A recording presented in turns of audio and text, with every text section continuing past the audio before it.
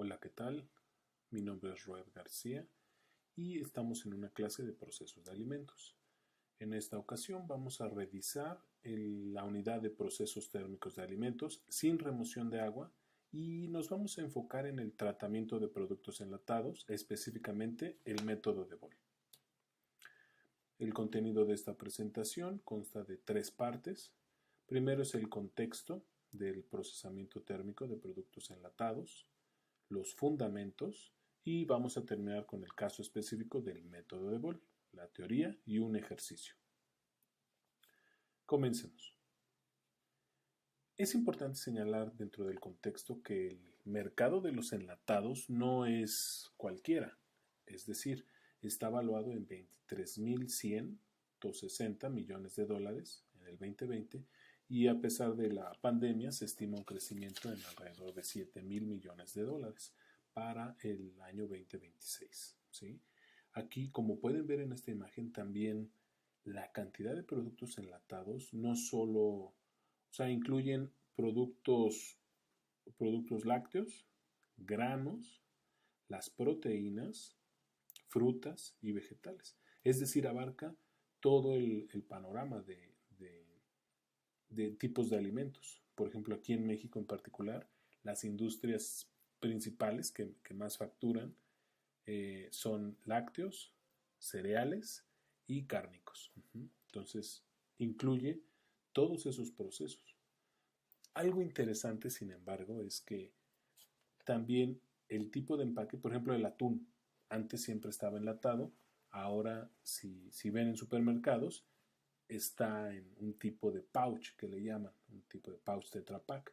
Es porque también en el tema de los empaques de alimentos hay migración en tema de tecnología.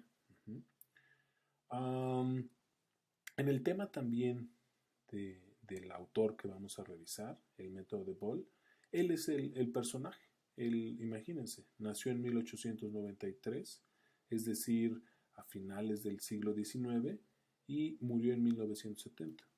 Pues ni siquiera yo había nacido, ¿no? Cuando él ya había fallecido.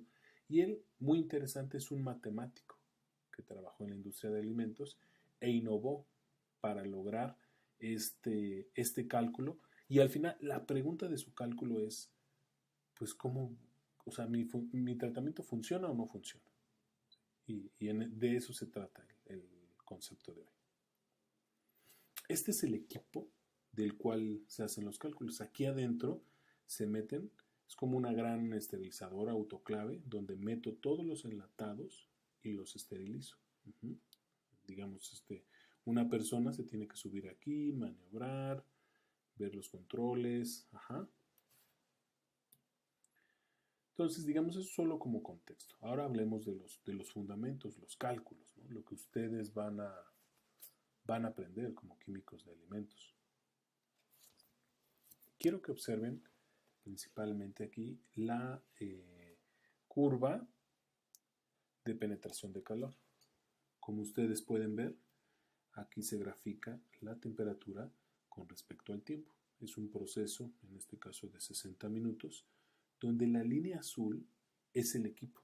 Justamente este equipo significa esta línea azul, donde la temperatura, y obviamente se incrementa rápidamente porque es metal, llega a la temperatura de esterilización alrededor de 121 grados centígrados.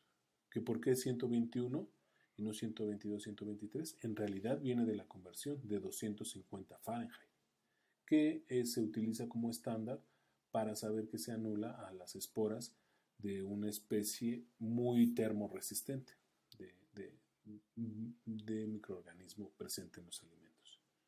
Entonces, digamos, aquí se sostiene esta temperatura, la sostengo por 30 minutos y decrece. Cuando yo apago el equipo, inmediatamente la señal enviada es que va a decrecer la temperatura hasta llegar a la temperatura ambiente. Por otra parte, aquí está la curva de calentamiento del alimento, que tiene una especie de fase lag, porque aquí se está homogeneizando. Recuerden que mi lata, si se imaginan una lata, tarda tiempo en que la temperatura del punto frío, la temperatura del centro, se homogenice y todo tenga la misma temperatura. Cuando se logra eso, entonces se dispara. ¿Sí? Llega a la máxima temperatura y luego, cuando yo apago el equipo, pues va decreciendo la temperatura de mi alimento con otra tendencia mucho más lenta. Entonces, básicamente, de lo que se trata el método de Boll, y la pregunta que nos hacemos es, ¿este proceso fue suficiente para inhibir los microorganismos que quería inhibir en mi producto o no?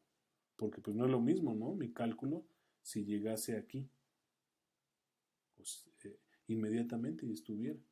Porque en realidad no tuve 30 minutos a 121. Es más, no tuve ni 10 minutos a 40. Todo es un incremento paulatino. Entonces, cada uno de estos incrementos va inhibiendo mis microorganismos, pero ¿será suficiente? Y justamente eso es de lo que se trata y todas las metodologías. Por ejemplo, aquí, si yo grafico los microorganismos, van decreciendo conforme pasa el tiempo. Es decir, los primeros 10 minutos, pues solo este calentoncín es suficiente para llegar a 200 esporas, por decir. Y así voy incrementando hasta llegar a este punto. Ahora, este comportamiento matemáticamente, como ustedes pueden, lo puedo linearizar con un logaritmo base 10 o un logaritmo natural. Imagínense, en 1970 pues no había Excel, entonces se utilizaba el logaritmo base 10 porque existían ya las tablas y las hojas de cálculo para el logaritmo base 10. ¿Sí? Bueno, imagínense que esta misma línea, si yo incremento la temperatura, pues voy a llegar más rápido y voy a llegar más rápido. ¿Podría llegar así a cero? Pues solo si quiero llegar a carbón. ¿Y hasta qué momento digo es suficiente? El primer estimado fue hasta el 10% de la población, que no necesariamente es suficiente para que no me dé chorrillo o no me dé diarrea cuando consumo algo, ¿sí? Pero es un punto de inicio, el 10%. ¿Sí? A esto se le llama el tiempo de reducción decimal. Muy bien. Aquí lo que ustedes pueden ver es que si yo grafico cada uno de estos puntos, es decir, el logaritmo base o la reducción decimal con respecto a la temperatura, aquí digamos a menor temperatura tengo este valor y yo puedo obtener una línea recta que básicamente me va a relacionar el incremento de temperatura con respecto al incremento o la relación entre los dos tiempos de reducción decimal y así saber qué tan eficiente puede o no ser mi proceso. ¿Ok? Ahora, eso es solo si me interesa llegar al 10% de la población, al 10% final de la población. Pero si la norma me dice algo, es ahí donde entra F, que es el tiempo, es como la corrección del tiempo de reducción decimal. Porque F es la concentración que me dice la norma. Y N es la concentración de microorganismo. ¿Sí? Entonces, digamos, al final lo que yo voy a comparar es mi F de referencia, es decir, mi tiempo de procesamiento a la temperatura de referencia, que normalmente es 121.1 grados centígrados, y Clostridium botulinum, porque es el organismo que más frecuentemente se encuentra en las latas, y FT, que es el tiempo de mi propio proceso. Otra definición importante es la letalidad. Cuando yo relaciono estas referencias con lo que obtengo, puedo desarrollar esta relación, que es la diferencia de temperaturas con respecto a Z, que Z viene de esta definición, que es la velocidad con la cual se está relacionando o con los brincos que estoy dando de un punto a otro, que como es base 10, lo que quiere decir es que el incremento que aquí obtengo tiene un impacto de 10 veces en la concentración del microorganismo. ¿Sí? Ahora, teniendo esto, yo tengo tres métodos, porque al final es esta la pregunta. si yo comparo estos dos, la referencia con mi proceso, ¿es suficiente? ¿Cumplo la norma? Y hay tres métodos. El método gráfico, donde yo puedo integrar el área debajo de la curva y justo esta área es la que me va a decir si esterilicé o no correctamente. Puedo simplificarlo de manera en la que utilizo un modelo matemático. Pero como recuerdan, aquí en nuestra curva de calentamiento no hay una tendencia lineal. ¿Sí? Este espacio no es lineal, no es una relación lineal. Entonces, cuando yo lo relaciono, tengo que corregir y a eso se le llama J, donde obtengo una temperatura aparente, un factor de calentamiento y la temperatura aparente es el error que se obtiene del modelo, que si no lo cortara significaría que yo inicié mi proceso a 330 grados centígrados.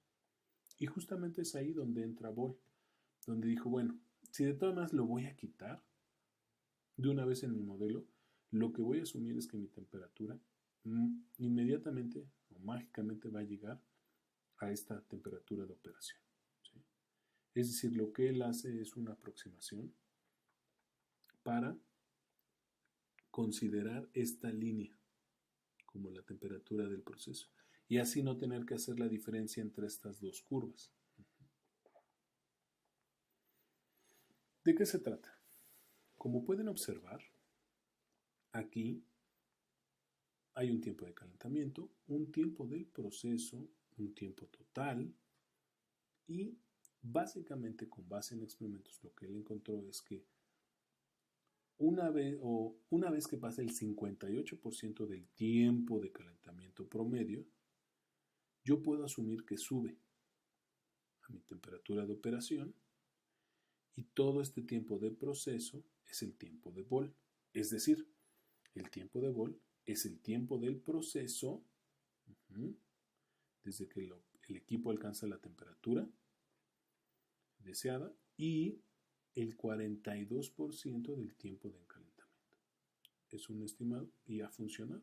Inclusive ha habido evoluciones donde Estóforos, un griego, hace como, no sé, 10 años, propone un cambio, pero la verdad es que aquí el método de Boll es el que se sigue utilizando. Entonces, básicamente, construyendo del modelo lineal, de este modelo, lo que se observa es que si G es la diferencia entre estas dos temperaturas y TB es mi nuevo tiempo de Boll, que significa esto, yo puedo reorganizar mi modelo lineal de la siguiente manera. Y con este modelo es con base a que parto. Ahora, ¿qué es también la aportación que se utilizó? Se utilizó una nueva definición que es FH entre U y un conjunto de tablas. ¿Sí? Es decir, FH entre U, que F es mi factor de penetración de calor, con respecto a U, que es una relación de la eficiencia de mi retorta, es decir, relaciona mi F con la letalidad, mi F de referencia con la letalidad de mi proceso, y lo reorganiza. Y lo que propone es una tabla donde se tabula FH entre U con respecto al logaritmo de G, a diferentes JH, que JH normalmente es un valor de 1.4, 1.5, pero bueno, hay tablas para todo tipo de valores. Y la letalidad, estos tres conceptos es los que utiliza para definir su nuevo método de Boll, o haber propuesto este método de Boll. Vamos a hacer un ejercicio. Se diseña un proceso de esterilización para un producto enlatado considerando una F de 7 minutos a 115.6 grados centígrados para eliminar el Clostridium botulinum. Si la temperatura inicial del alimento es 21.1 grados centígrados y los parámetros deseados son Z igual a 10, FH igual a 17 y JH igual a 1.83, ¿cuál es el tiempo de procesamiento? Bueno, básicamente con lo que comenzamos es nuestra definición de letalidad, porque tenemos 115.6 grados centígrados, que es nuestra temperatura de de operación, de referencia, menos la temperatura inicial del elemento, que es 21. Y aquí tenemos un valor de 0.282. ¿Ok? ¿Qué seguiría?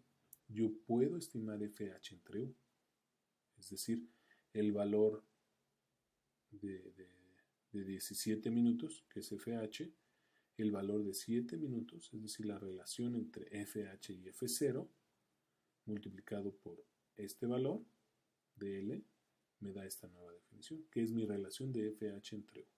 ¿Sí? Una vez que tengo FH entre U, por las tablas, puedo estimar qué valor de G le corresponde. Y obteniendo mi valor de G, como pueden ver, aquí, perdón, mi valor de G, estimo mi tiempo de Bol. Es decir, con este valor de 0.0767 salido de la tabla, tiempo de Bol es de 57 minutos. Es decir, este tiempo de Bol, es decir, mi tiempo de proceso, mi tiempo considerando el calentamiento, es de 57 minutos. Yo de ahí podría calcular mi tiempo de proceso o mi tiempo de calentamiento. Dependiendo, es decir, empiezo a caracterizar mi equipo. Y como resumen, podemos ver que si yo caliento, por ejemplo, y es muy interesante, este es parte de un video que está disponible en un ebook, también disponible en las clases, al final les voy a pasar el link.